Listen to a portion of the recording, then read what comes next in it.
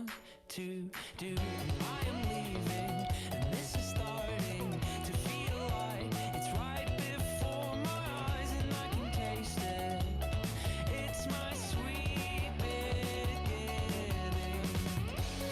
I can tell just what you want. You don't want to be alone. You don't want to be alone. I can't say it's what you know, but you known it the whole time. Yeah, you known it the whole time. Maybe next year I'll have no time to think about the questions to address. Am I the one to try to stop the fire? I wouldn't test you, I'm not the best you could have attained. But why try anything? I will get there. Just remember, I know that I can tell just what you want. You don't want to be alone. You don't want to be alone. And I can't say it's what you know, but you known it the whole time.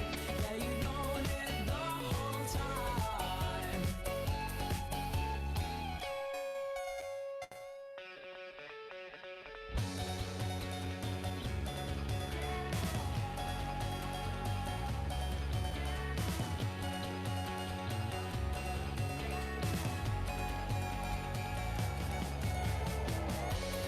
I can tell just what you want. You don't want to be alone. You don't want to be alone. And I can't say it's what you know, but you known it the whole time. Yeah, you known it the whole time.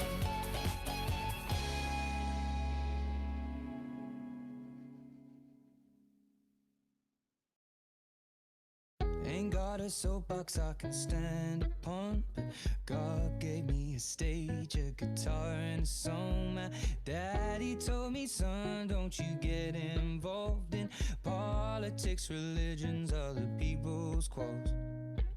I'll paint the picture, let me set the scene. I know when I have children, they will know what it means. And I'll pass on the things my family's given to me. Just love and understanding, positivity.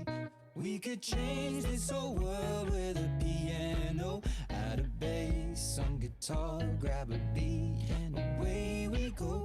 I'm just a boy with a one-man show. No university, no degree, but Lord knows everybody's talking about exponential growth and the stock market crashing in their portfolios, while I'll be sitting here with a song that I wrote, saying love could change the world in a moment. But what do I know? Love can change the world in a moment. But what do I know? Love can change the world in a moment. The revolution's coming, it's a minute away. I saw people marching in the streets today. You know we are made up of love and hate, but both of them are balanced on a razor blade. I'll paint the picture, let me set the scene. I know I'm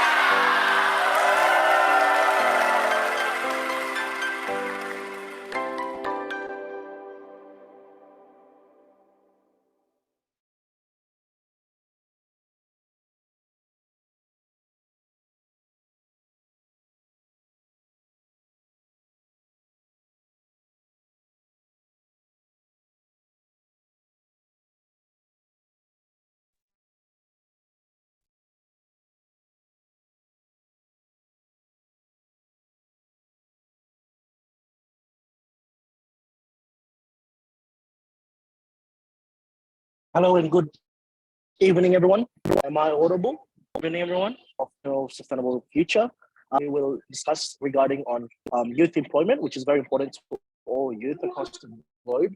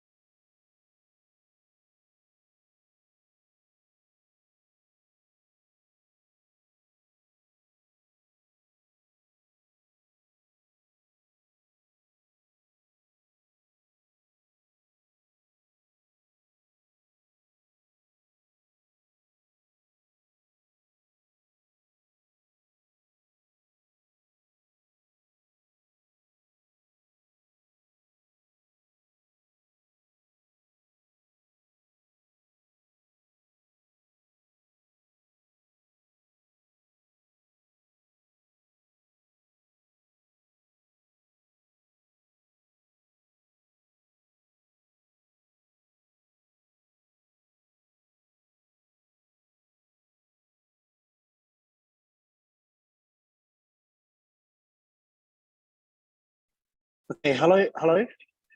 Okay, I'm sorry because the connection was running low. Okay, so again, good evening, everyone. Across the globe, wherever you are. So my name is Jawad. I am the co-founder of the Regional Sustainable Future. I'm from Indonesia, specifically in Makassar, and I've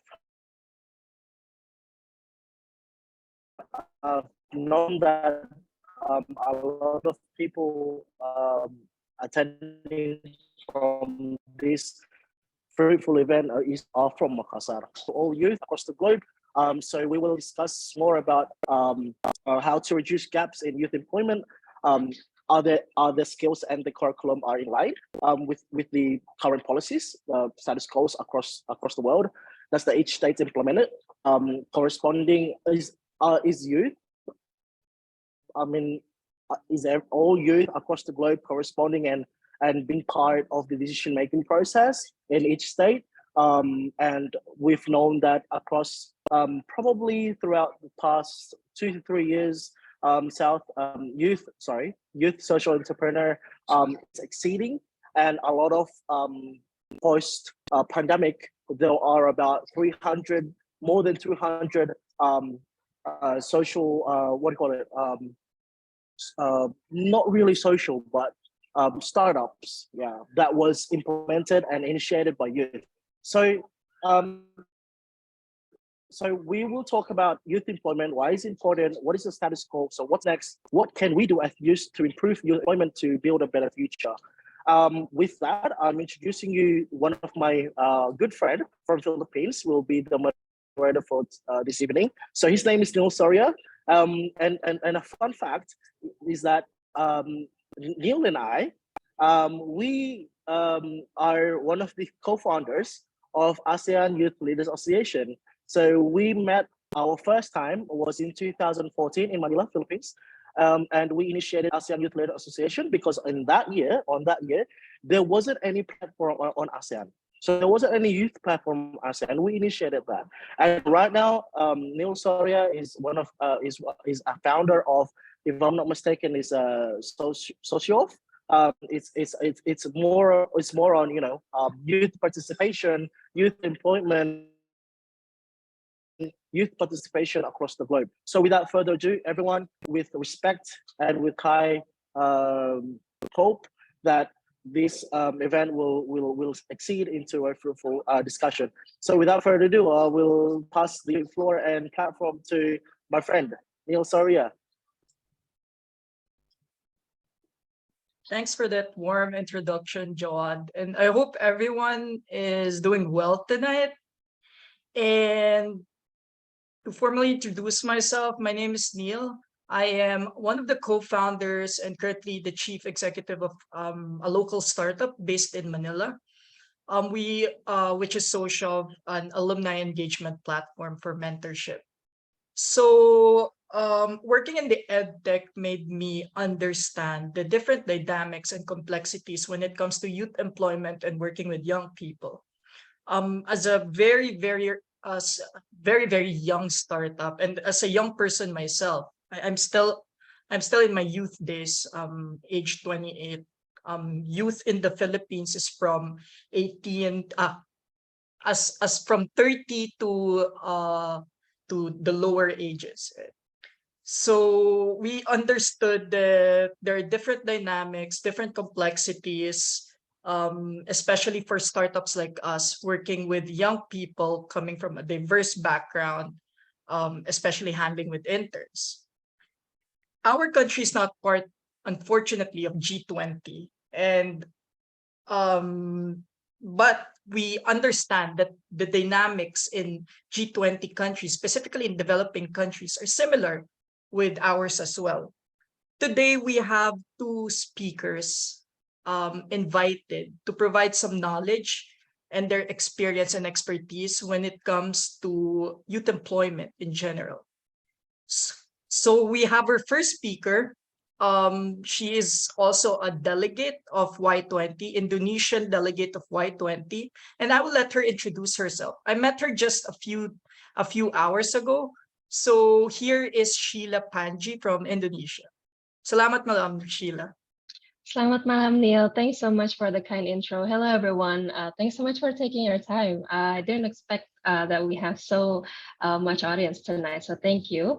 My name is Sheila, and I'm one of the Indonesian delegates to Y20 Indonesia 2022, focusing on the youth employment track. I'm a public policy professional by profession, currently working in a global tech company, and prior to that, I have experience working in both government as well as private sectors, again, focusing on public policy and government relations area, as well as some experience working in nonprofit organizations. So yeah, I'm passionate about public policy and very much looking forward to our fruitful discussion tonight. So yeah, thanks, Neil. Thanks for that, Sheila. And our second speaker is coming way off from South Asia. Can we call on Dr. Archana? She's the co-founder of the Navakiran Manch. Correct me if I pronounce it wrong. Youth and Women Empowerment in India. Dr. Archana, can you introduce yourself? Okay, so thank you so much, Neil. First of all, I would like to thank the organizers for giving me this opportunity to be a part of this event. And well, Neil was talking about his age. If I go by that definition, probably you would consider me as ancient history, but I always say the age is just a number. You just think young, feel young.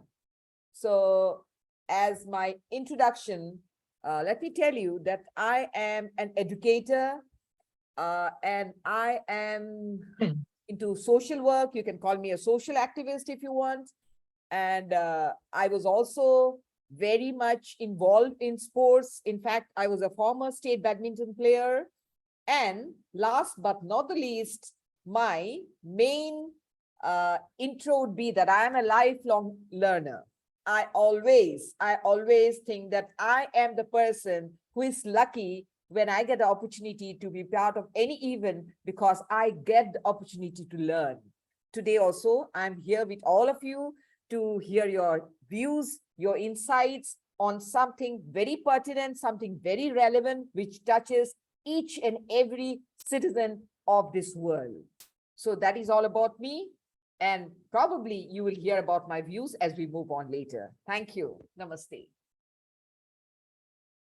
All right, namaste, Dr. Archana. Now, let's get to the main topic. So the first question that I have, which actually is very relevant right now, is let's look at a gap analysis first of what is happening, right? What is the status quo? What is currently happening when it comes to existing social protection for youth employees or for those who would be entering the workforce, even for those who are about to become interns themselves? And are there any alternative employment pathways? If there are any, what are they? And what are young people mostly engaged with when it comes to those alternative pathways? So technically, I want you guys to dig deep on the current status quo as of what is happening right now. Who wants to go first? All right, doctor. Sure. I hope you don't mind, Marshally. I hope you Please don't go mind. ahead. I'm Maudya. Please So, go ahead. okay. Anyways, once a teacher, always a teacher. So I guess that me first comes to my mind immediately. Anyways, that is a very important question that you have raised.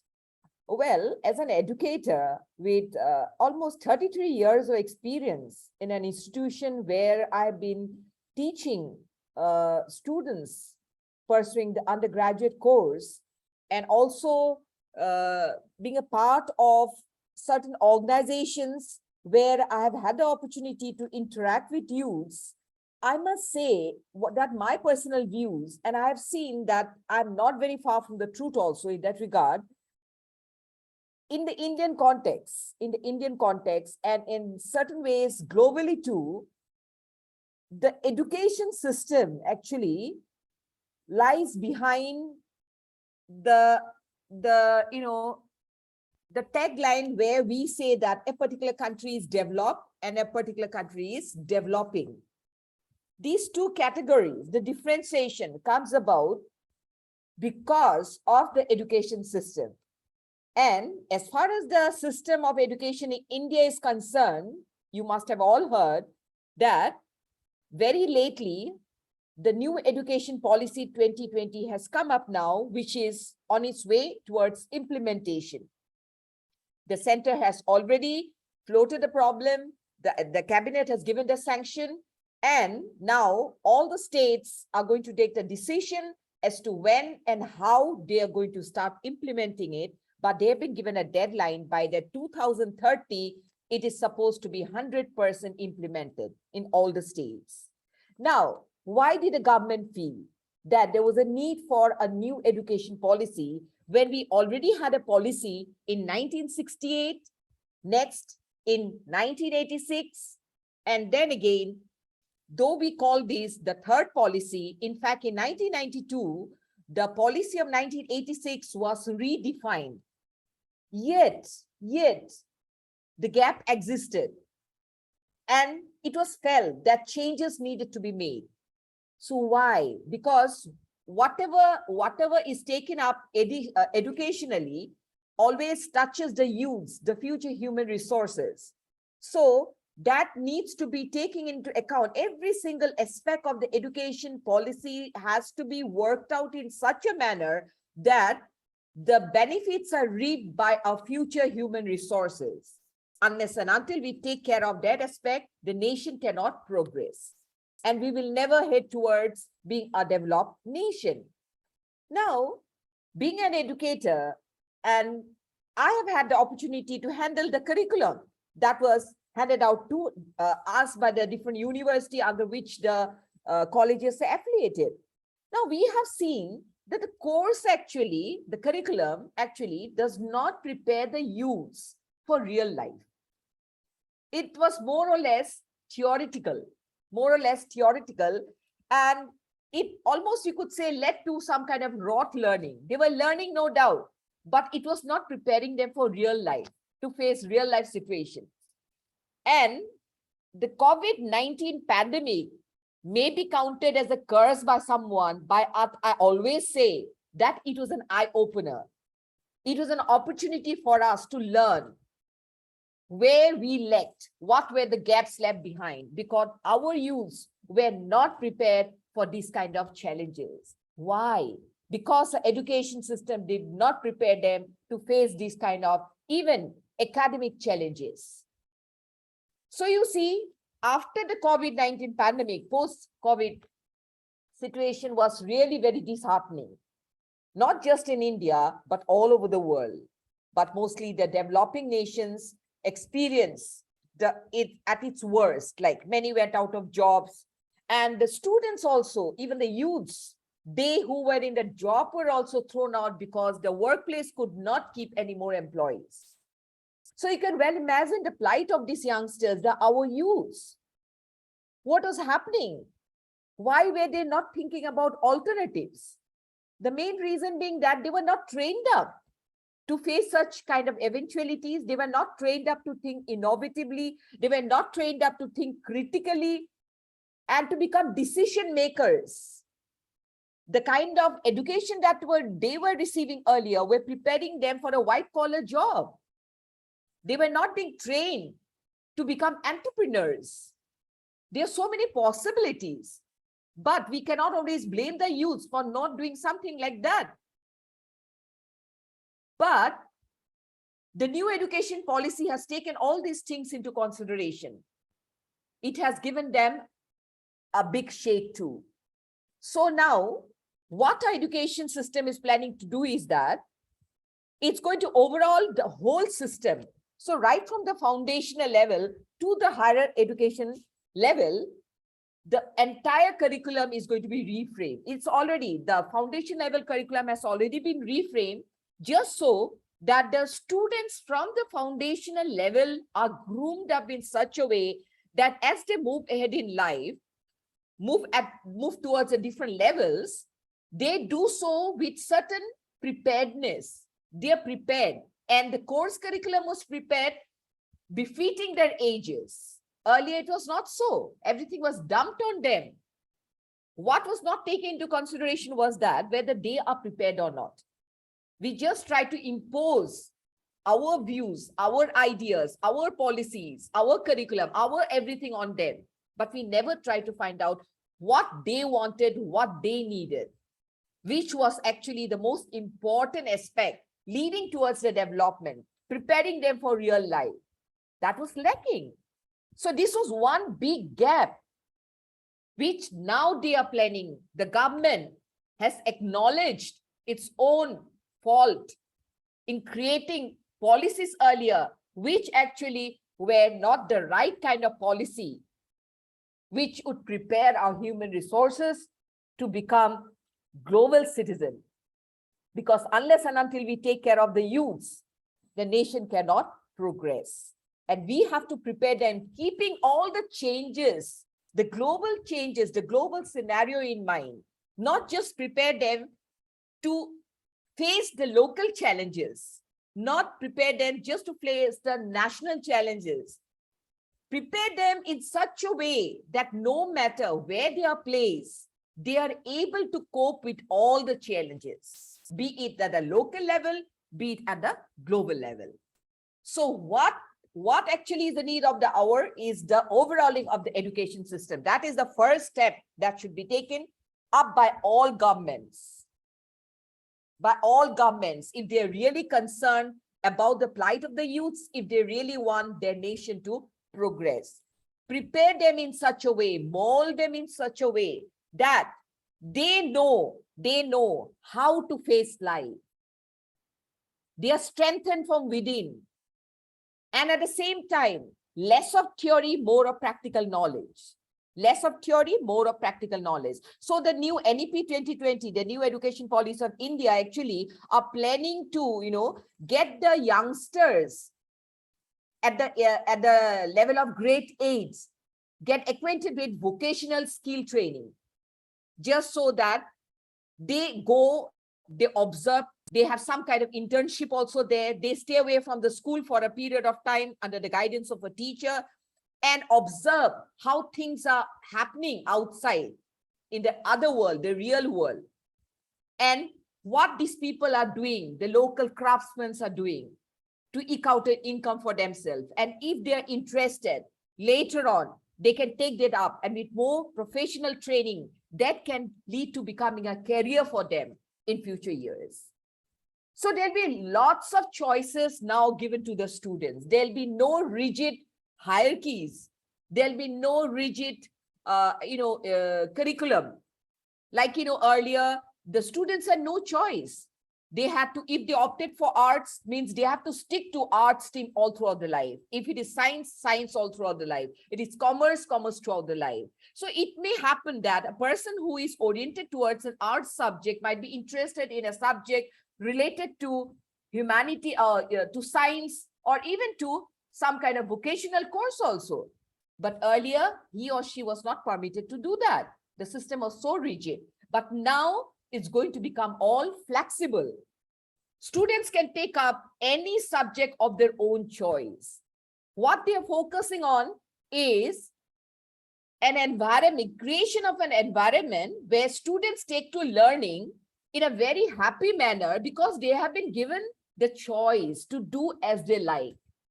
And when a student takes up a subject of his or her choice, definitely, there are always chances of success in the future years. So I'm sure my previous experience and what we are leading towards now, if we compare both, I definitely say that this is going to bring about changes which did not happen earlier, Neil. I'm sorry if I've taken more time than required, Neil. Thank you, Dr. Chan, for that.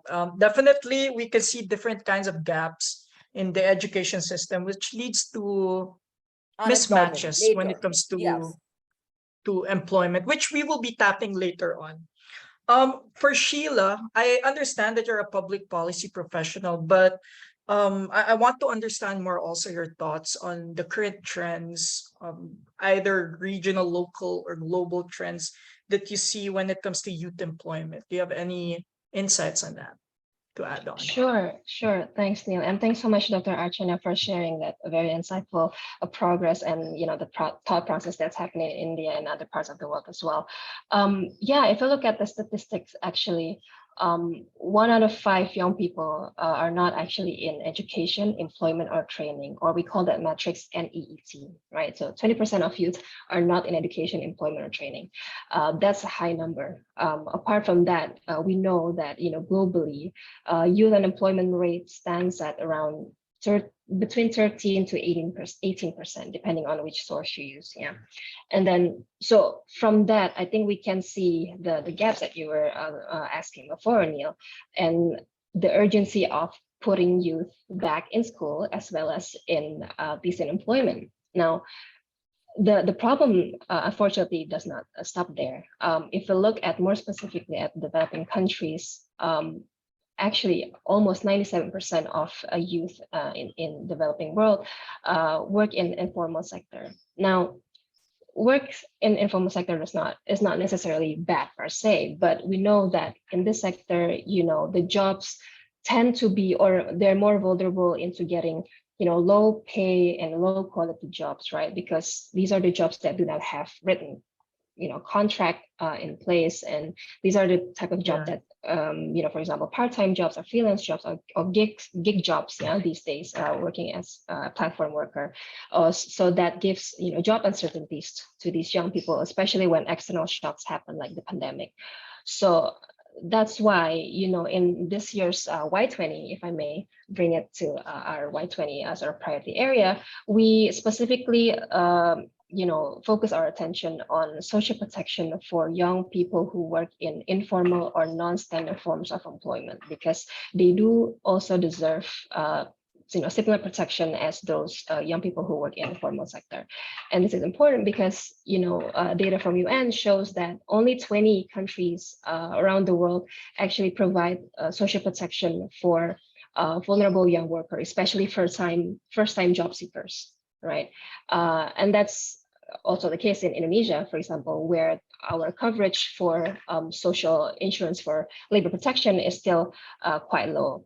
So that's one of the things that we champion through our Y20 Communiqué this year, making sure that young people in any sector of employment receive decent social protection, because actually youth are rarely the focus of social protection policies in any country, not only in developing countries, but also in developed countries.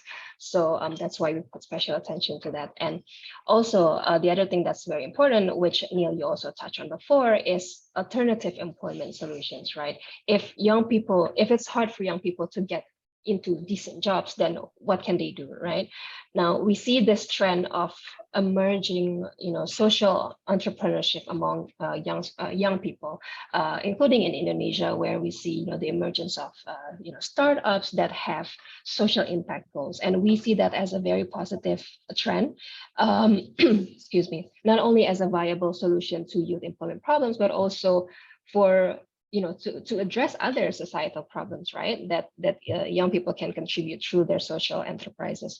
So we're also championing, the mainstreaming of the idea of social entrepreneurship in countries in G20, because right now it's still such a niche sector that not a lot of countries and communities have explored.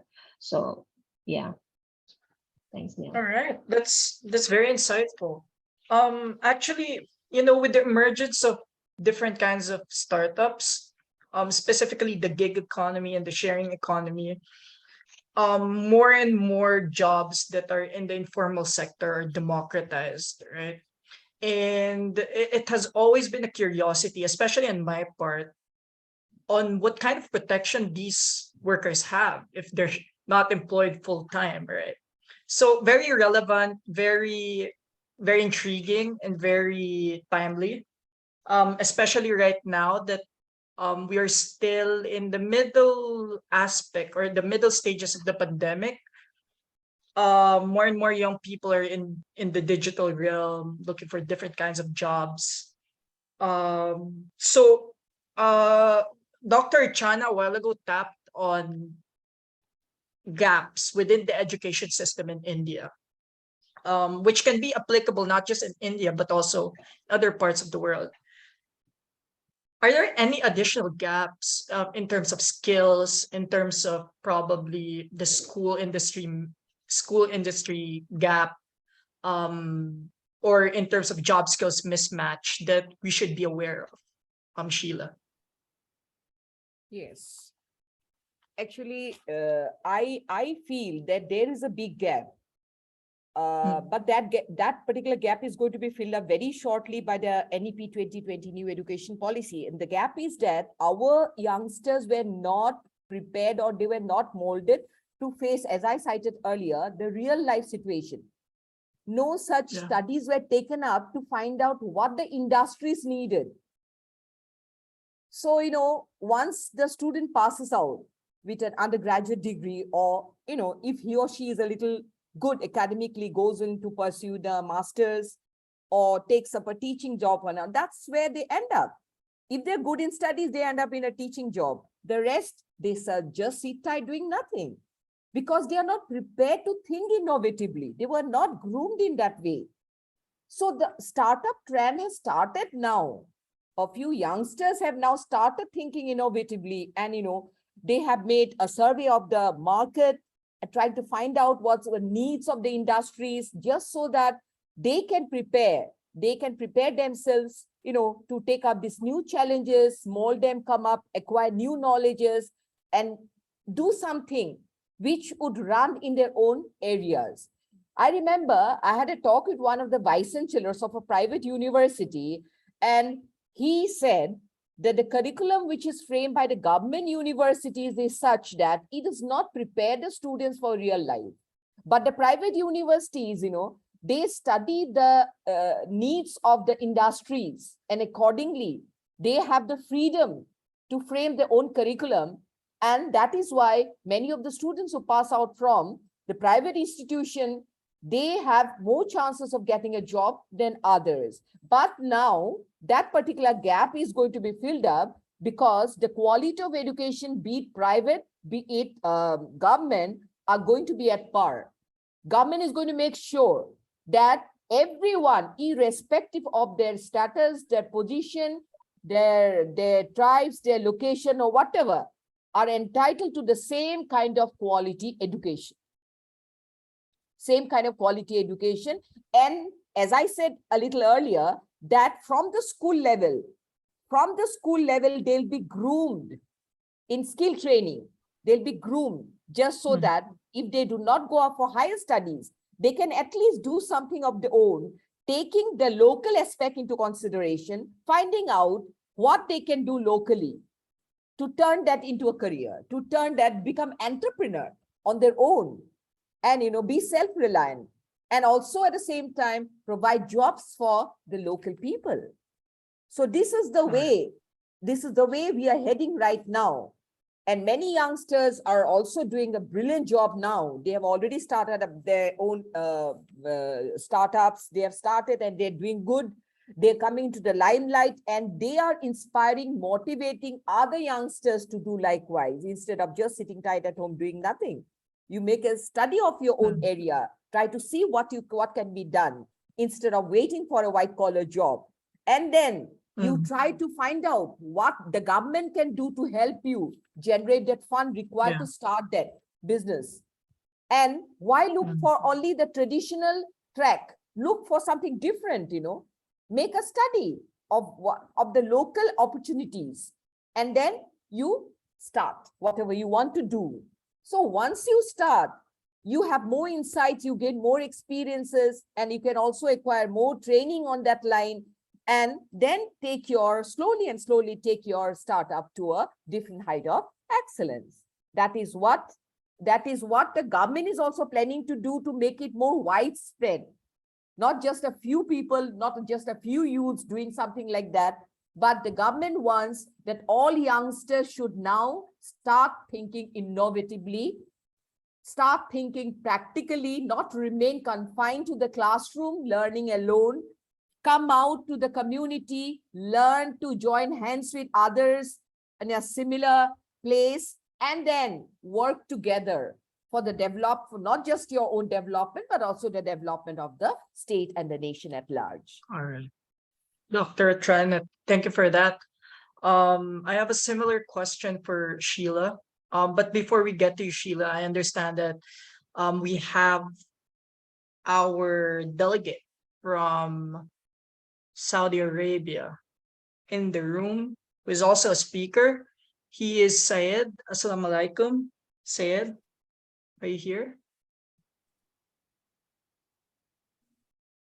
All right. We'll get back to him later on. Hi, Syed? I'm here. I'm sorry.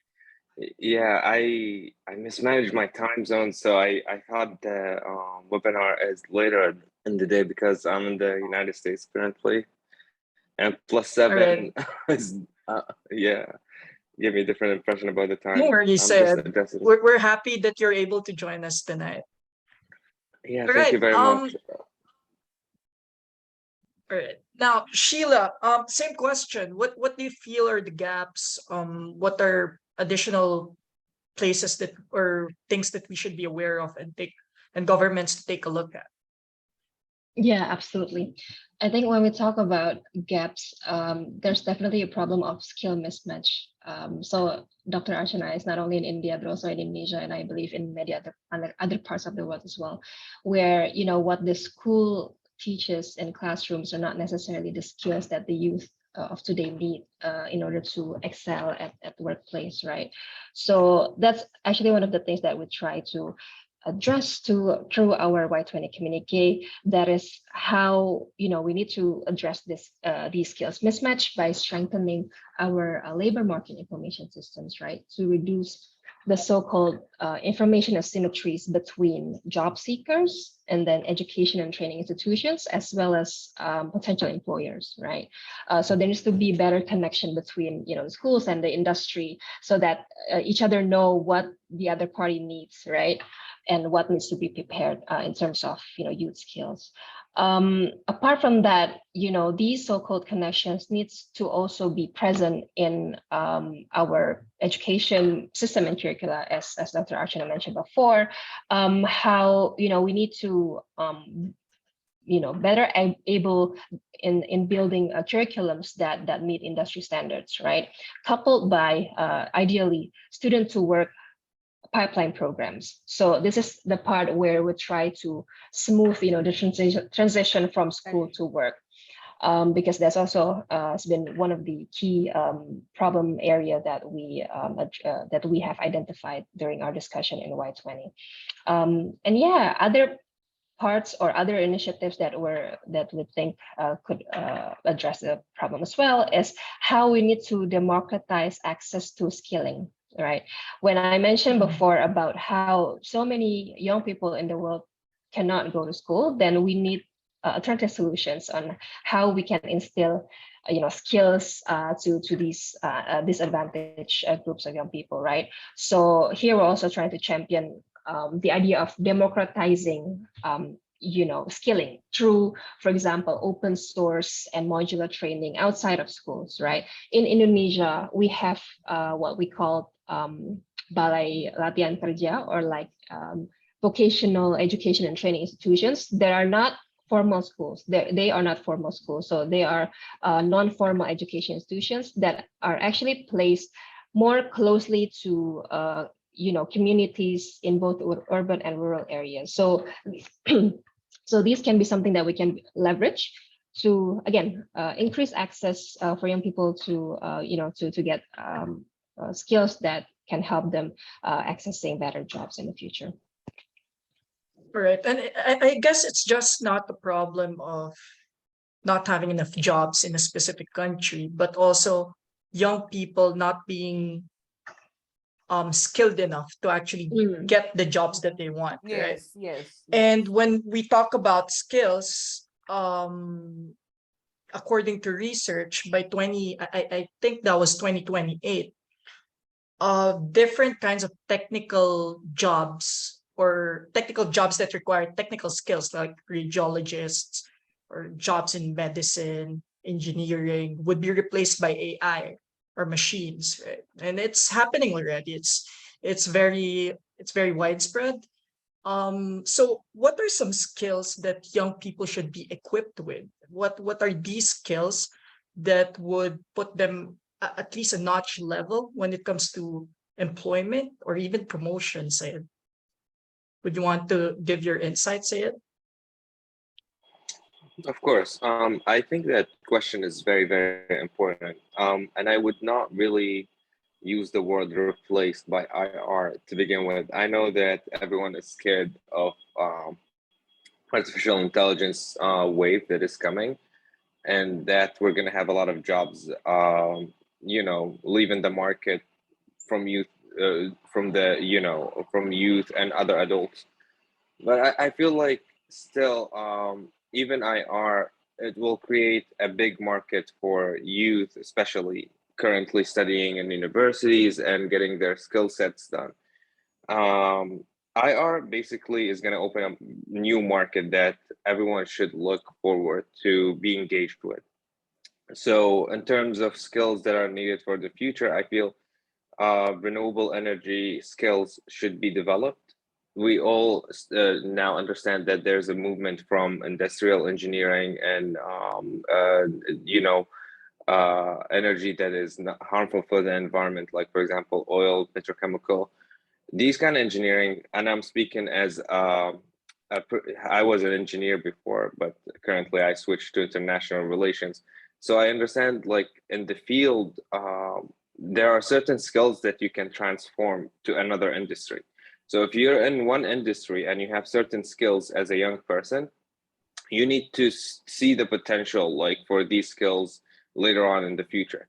And I understand some young people will need some guidance, and this guidance should come from within, the national organizations that are doing research and understanding the nature of the upcoming market. As Sheila mentioned a second ago, that we need to understand the future market to understand which skills we should focus on. And these two are very important, the skills related to renewable energy and the skills related to the artificial intelligence era. If we focus on those two, and there are so many others, by the way, young people have advantage because they have access to information like no other generations before. And every time, like I talk to a young individual, for coaching or for just having a conversation about education or employment,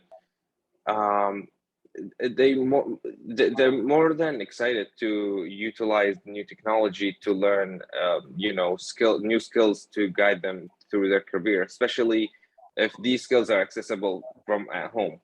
And one point I want to highlight is we're living in the post-pandemic era, and as you can see, like we're having a meeting and we're in different countries and just like talking through Zoom, and just it's way easier to learn these skills and to get upskilling program, get into upskilling program to enhance your career in the future. But that doesn't mean that we put everything on the youth to take and just like work with. we need to create guidance program. We need to create research program. We need to work with the government and private sector, as Sheila mentioned also, with the educational system to create an environment where young people can come in and ask questions and be guided to the right way or right direction. Because it's really important to talk and to discuss ideas before before we just put it on the table and tell people to just deal with it. We need to make it more structured, and that's the biggest challenge for us currently. Thank Yeah, you.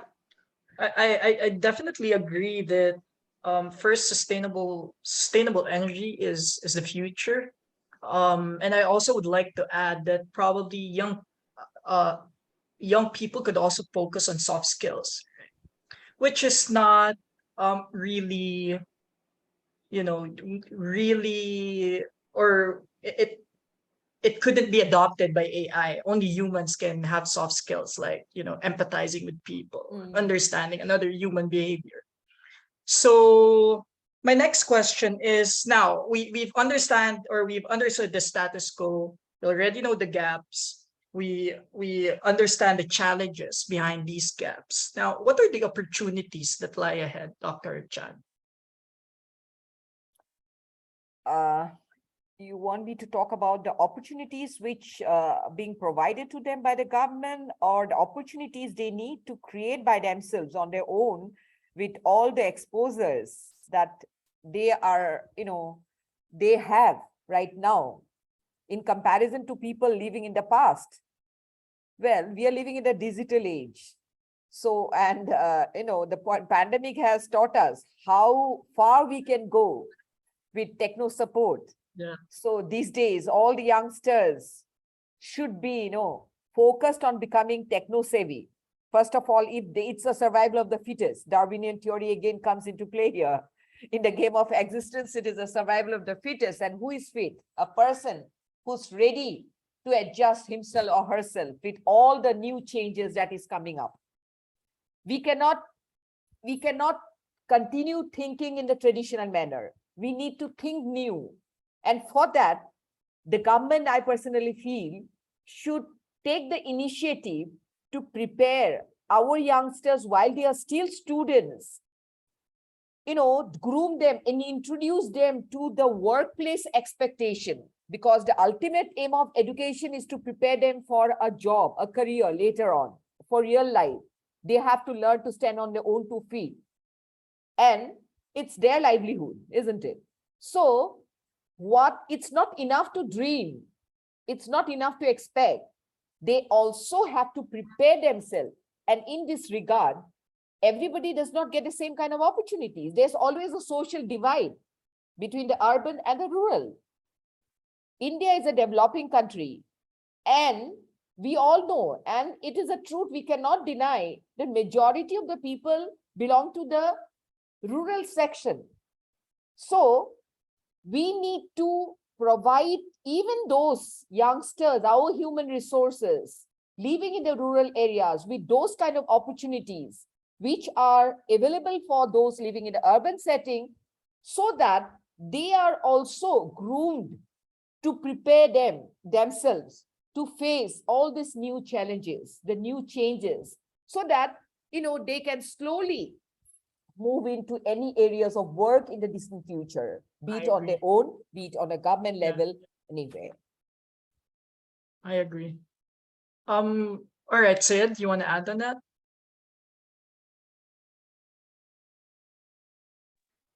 Yes, I just want to highlight one thing. We always, like, for me, myself also, we always direct our inquiries to the government, or direct our wishes or hopes to the government. But I also, I want to highlight the role of social entrepreneurship, especially in rural areas. And I can share with you a really short story about an initiative that we worked on back in Saudi Arabia, where I'm from, that is led by youth, and it's for the youth without government intervention to upskill young people who are not engaged very much in the educational curriculum that many other young people in the city, for example, engage with from rural areas. So through social entrepreneurship, you can facilitate certain skills to upskill young people and actually guide them toward the market that they can be thriving in. And the movement currently, the government by itself, I don't think it will be able to reach every individual, but if young people themselves created businesses that are sustainable, that are geared toward youth empowerment and youth employment opportunities, it's gonna host a lot of young people and guide them toward the right direction. One example, like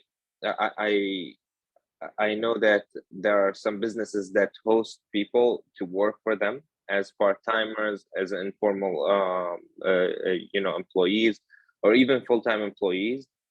And through these jobs, even if you don't have an educational degree, let's say you're coming from middle school education background or high school education background, you work for that social entrepreneur, and that social entrepreneur will coach you and guide you toward an industry that you can leave their business and work in the city after you leave your job with them, or open another business in the rural area. So I want to emphasize the role of young entrepreneurs who are in the market to coach those who work for them. If you have a young person who's working with you as an informal worker, you need to have in mind an idea how to give them the skills needed to transform them from being employed for you in the informal economy and place them in the formal economy through your business. So it's just like a small pipe that transfer people from a smaller business to bigger companies and better jobs in the future. And it's just a cycle for social enterprises. Thank you. All right. Thank you, Sayed. Sheila, just a quick one, which is a burning question from my side. When it comes to democratizing opportunities from the urban area going to the rural area, what are government interventions coming from Indonesia or any other country that you think is an effective platform when it comes to democratization of opportunities from urban to rural setting? That's a very good question. I think on top of the decentralized vocational education and training institution that I mentioned before, we've seen some positive development in terms of policy in Indonesia more specifically. For example, and this is a very top line sort of regulatory approach that the government has done.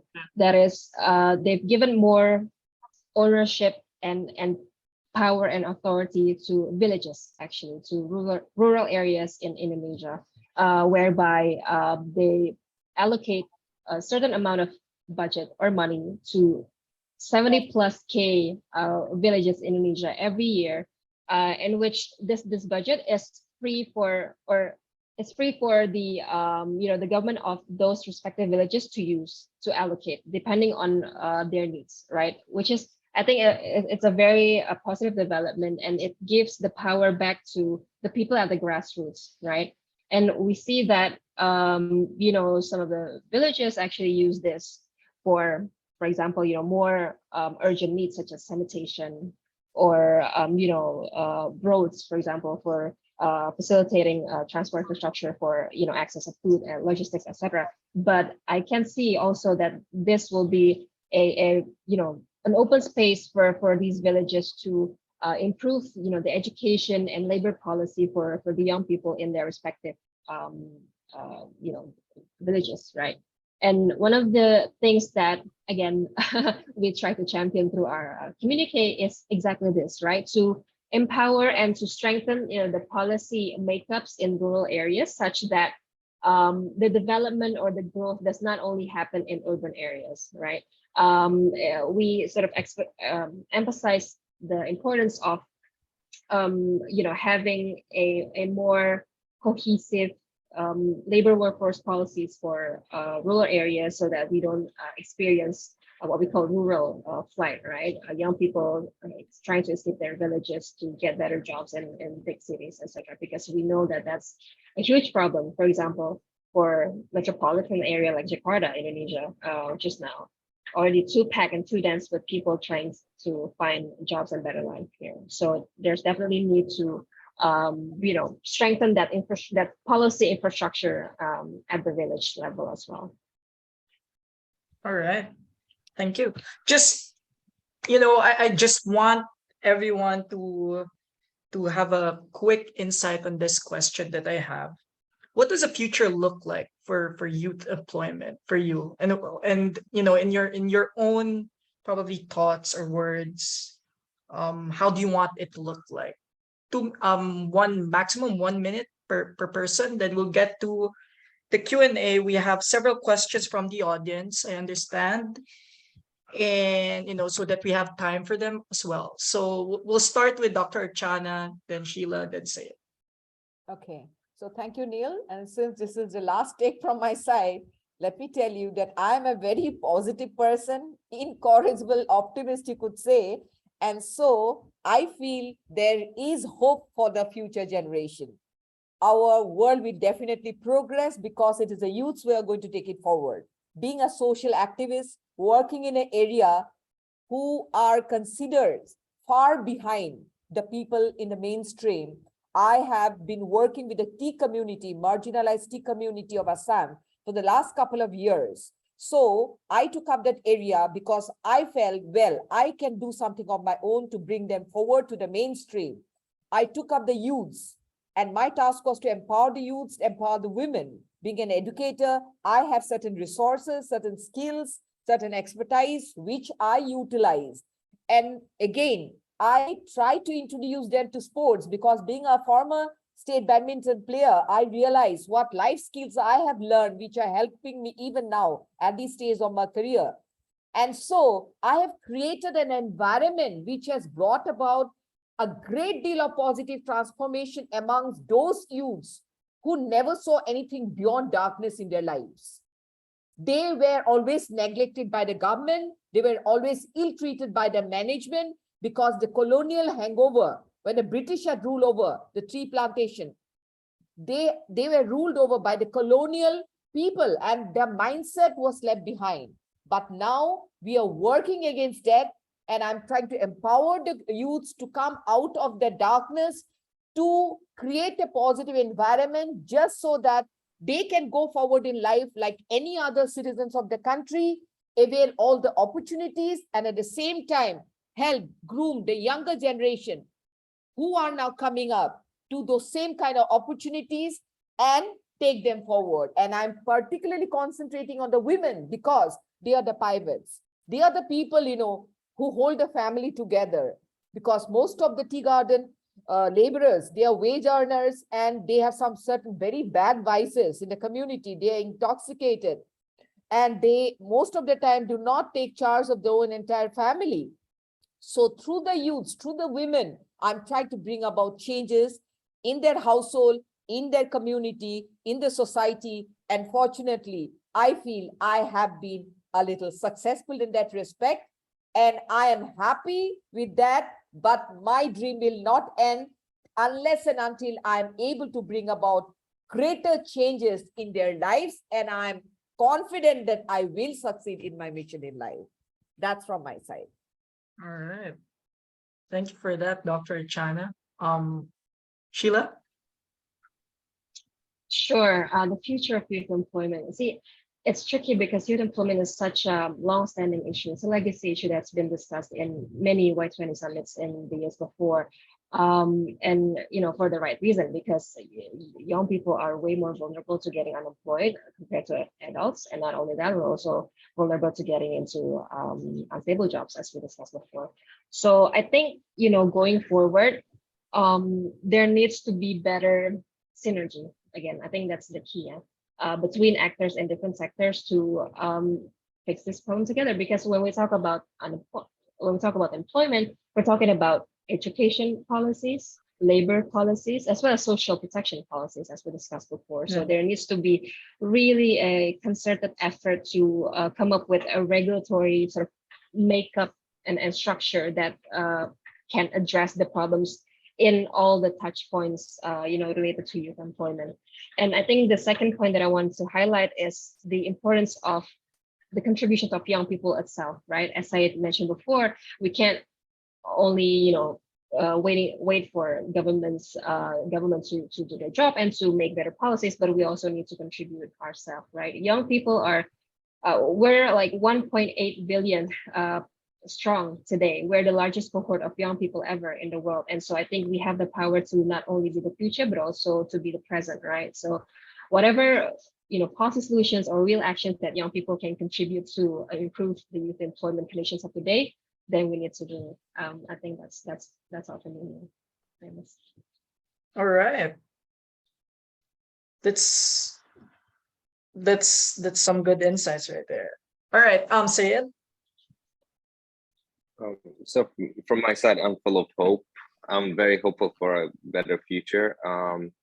One thing that I always look at is numbers, statistics, and graphs that are related to people who are outside of the labor market and currently are very much engaging. One of the graphs that I was analyzing for the last couple of months was the employment of women in Saudi Arabia, my country.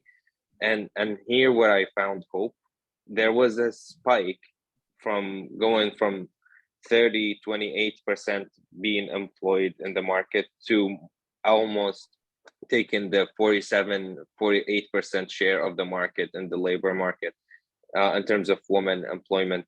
And that happened in Saudi Arabia very recently, like in the last 7 years, that jump where almost the women are equal in the labor force as men and in the market. And that only happened because of a couple of reasons. And the first reason is the government started enabling women and giving them opportunities in the market. And this is very important to enable youth and to enable marginalized communities or marginalized groups to enter the market. Once you enable those groups, you're going to see them thriving because they're waiting for opportunities to come, to open up and to be available for them. The second thing, it was not just this spike that I saw, like coming from being 30% in the market to be 50% in the market. It came after a long time of developing educational curriculum for girls and females in Saudi Arabia. It took so long to build schools, to match curriculum between females and males, to give them similar opportunities, similar education and skilling program. So I'm very hopeful. I feel like once the government start enabling those who are outside of the market, once the government start to fix the issues of education, and that's the first thing to do, and then start looking at the skills required and facilitate these skills required. And as I mentioned before, and as Sheila said, as a young community, we need to be aware of these numbers, aware of these changes, and actually push that wheel of change together with the government. We cannot just sit down and sit back and wait for the government to fix everything. I feel the government can give us the tools, and we as the young community, we are one of the largest communities in the world, and we're more connected than ever. So even people here in the United States are helping out other people in Europe. People in Europe are helping people in Africa. People in Africa are helping people in Asia. It's just so easy to just like make a difference or make a change in someone's life, and that person could cascade the information easily. And with the aid of the government, I have a high hope, especially with the language that we're using nowadays. So very hopeful for the future and very hopeful for including more people in the labor market than ever before. All right. Thank you for that, Sayed. We have several questions from the crowd and our virtual audience. And we'll just choose The relevant ones. So coming from Diana, how does current social protection can be enhanced to support the youth? Not just the youth that's already employed, but also the youths that struggle with finding a job. So very relevant question. Who would want to take this question on? I can try So, starting. All right, Okay, go ahead. thanks, Neil. Thanks, Neil, and thanks, Diana, for the question. One of the proposal points that we put in our communique, which I think is very progressive, is that we're proposing to have this so-called like youth guarantee scheme, which is similar to something that the EU already has now today, actually.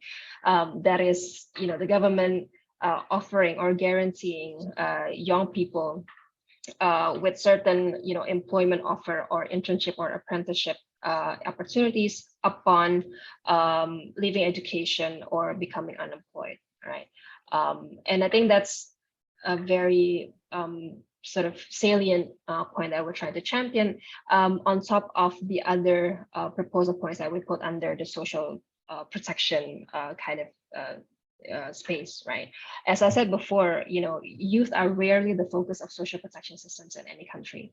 And so one of the things that we'll highlight here is actually the importance of providing proper and adequate unemployment benefits. Again, this is something that Indonesia, for example, I can say for Indonesia, is making good progress. That is, we just recently introduced such a benefit for all workers in the country.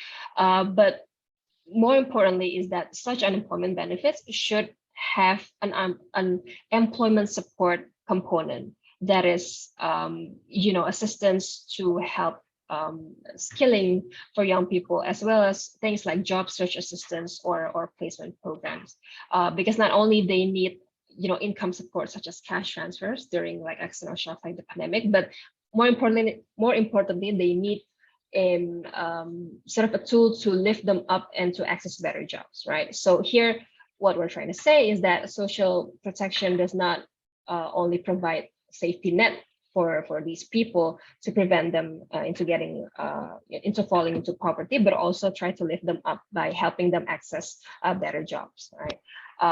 And so I think those are some of the points that that we managed to agree to put in our communique, as well as closing the existing gap in social protection for vulnerable young workers, including first-time job seekers, as I briefly mentioned before. One of the alternative solutions that can be explored is how we can perhaps provide, premium subsidies for disadvantaged young people who cannot afford to pay their social insurance fees, or some relaxed eligibility requirements. Because when we talk about social insurance or social protection systems, they usually have certain eligibility requirements. For example, you have to pay your social insurance for a period of 1 year, for example, before you can claim any benefits when you lose your jobs. So what we're saying here is that for first-time job seekers, for example, maybe we can relax those requirements so that they can access the same protection as other workers. All right. Okay. Correct. Okay, for our next question, so we have from Ali Masood, if I'm not mistaken. He said that how can we persuade the government to hear us and be inclusive towards youth in decision-making processes? Countries in most Asia, Middle East, Africa, and so on in rural areas makes youth to stay put and follow the government's leadership while we want to make change. So please share your insights. I guess I'll be calling Dr. Archana for this one. Yes. Dr. Archana, I see you smiling. That is a wonderful question, I personally feel that yes, youths need to be seen as well as heard, because they are in the know-how of all that is happening in the current world, and we must never underestimate the power of the youths. We must never think that they are not capable of coming up with the solution to some of the most pertinent problems that are cropping up of late. Now, for that to become a reality, the youths have to be groomed up from the school stage, to have confidence in their own ability, to be able to be good speakers, to be good communicators, to start talking about small issues, starting at that level, raising the voice for local issues, and then move forward slowly. And another thing is that, normally parents actually do not have very high opinion about politics, and they never encourage their children to join politics after, passing out. So why should we think that this is one domain which should be avoided? We need more educated youths in politics, because only then there will be more discussion. There'll be more open-minded discussions, and they will also come up with new ideas, which is the need of the hour, to, work out solutions.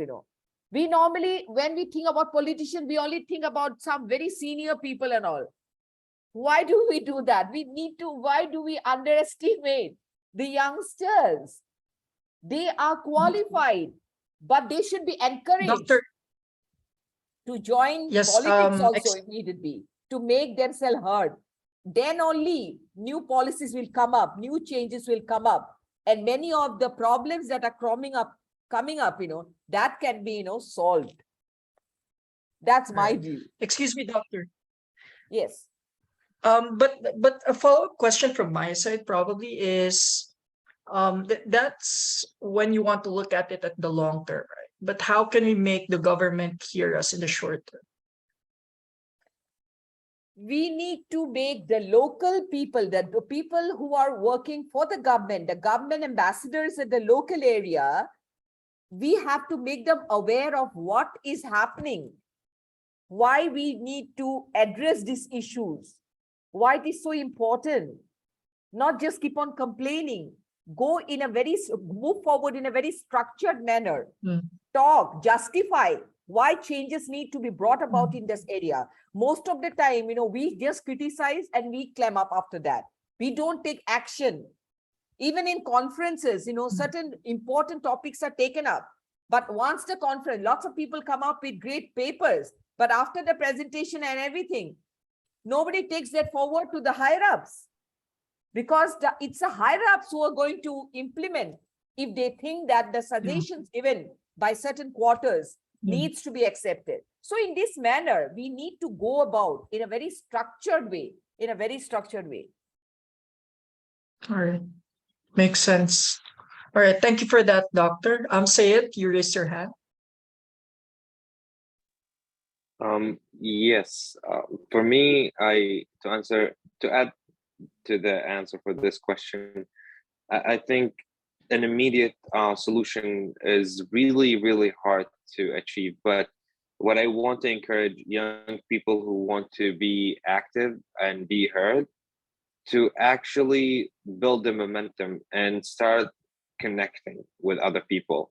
The power of connection is very, very, very underestimated currently, especially for our young generation. Honestly, if you want to be heard, write papers, go to conferences, connect with people who are going to guide you to go to the right outlets.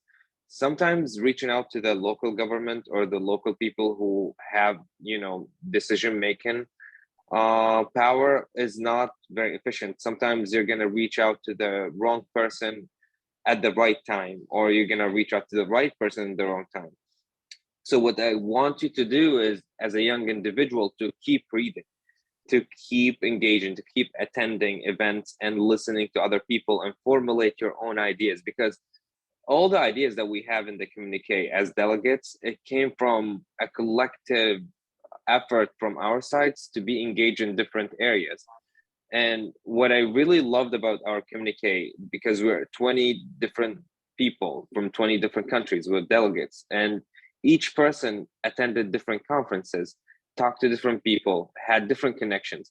So these connections, these differences made a huge impact on understanding policy. And I totally agree with the doctor when she said that a lot of young people don't want to go to politics. I'm studying politics currently, And my family is not approving of that, because my family is a really, and I feel a lot of the audience here would share this with me. My family looked at me in a weird way and said, "You really want to be a politician?" And it's like, yes. And they started laughing at me. And it's not a joke for me. It's my passion. It's my ambition to be a politician in the future. And currently I'm studying international affairs, but that did not come in one day. It took me a long years to switch from engineering to international affairs. It took me a lot of conversations with different people to formulate this language, to talk about policy, to understand how to formulate the policy and to deliver it, and to convince people to take it seriously. Because it's really hard to, it's one thing to want to be seen and want to be heard, and it's another thing to deliver something that's feasible and actually attractive enough and fits the moment that you're delivering it in. And that's from my side. Cool. Uh, I guess actually, my can I takeaway just, from Neil, can I just yes, add one more doctor. line to that? Yes, Yes, doctor. whatever ahead. he stands is really justified. And I'm very happy also to know that he's planning to join politics, or he's already into politics. We need people, more people like him. But what I particularly feel is that even the media can play a very important role in bringing about changes. So we need to start writing also, we need to make ourselves, our thoughts and feelings, we need to put it into words, document it, just so that the people at the top gets an opportunity to know what is happening at the grassroots. Why we need to justify why we feel this way. So if they play the proper role, the media plays a proper role, then I feel it can become a perfect instrument for our voice too. All Youngster's right. voice. I still think of myself as a young sweet 16. Young at heart, doctor. Young at heart. Yeah, doctor, once you work with youth, you're always gonna feel young. That's there's no way out. True. I For agree. sure. I agree with you. Okay, so we're down to our last question from the crowd. The last question here is, what solution would you propose? Since we were previously talking about connections, propose to connect youth, governments, businesses, and other actors to increase youth skills, reducing gaps, and developing youth employment potentials in the nearby future. This is from Michael Perkins. So the solution, what solution would you propose to connect youth, governments, businesses, and other actors to increase skills, reduce gaps, and develop employment potentials in the near future? Yes, Asian. I can talk for a little bit, and then Sheila can emphasize on the point that I'm gonna talk about. So in our communique for this year, in the Y20, we proposed 2 points that are related to this question. The first one is to have um, a social entrepreneurship hub in every G20 country. And this hub is going to be concerned to develop young social entrepreneurs and give them a lot of opportunities of upskilling, education, and enable them to connect with the government to enter the market. And the second one is to have a unified certification program for upskilling. And that's going to also connect young people with private organization, with nonprofit, with the public sector. It's a very ambitious outlook that we have. And I know it's going to be very, very hard to implement, but it's on the table. And what's on the table currently is something to link everyone together. But as I said, it's very ambitious. In terms of a solution, it is a solution, but is it going to be implemented very soon? It's very hard to say. Sheila, if you want to add any to those 2 points. Sure. Yeah, thanks, Said. Yeah, I think obviously there are multiple ways. Yeah. One of the things that I shared before was how we need to close the gap, or close the the tie between between the education institution as well as the industry, and of course the students or the young people themselves, right? So one of the things that we're proposing in our communique is how we need to make curriculums that meets or answer industry demands, as well as providing what we call student to work pipeline program, as to smooth the transition between school and work sort of life, right? And these kind of pipeline programs should also accommodate an alternative path to university education. That's what we're saying also in the communique, because not all young people actually want to go to college or can afford to go to college. So such pipeline should also consider that alternative path for young people who want to dive right into workplace, right? And I think the other thing that that is also important is how we need that solution to address the skill mismatch that we discussed before, how there needs to be a better connection between the industry as well as the government, as well as school and training institutions to better supply the workplace or the industry and the business sector with skills that are right to for their needs. I think that would be my All right, Doctor, would you want to add? The solution to all the problems that exist is because most of the time we try to work in isolation. Problems can always be resolved if we work together, hands in hands, not just nationally, but internationally, globally. And of course, before coming up with any solution, we need to find out the problems.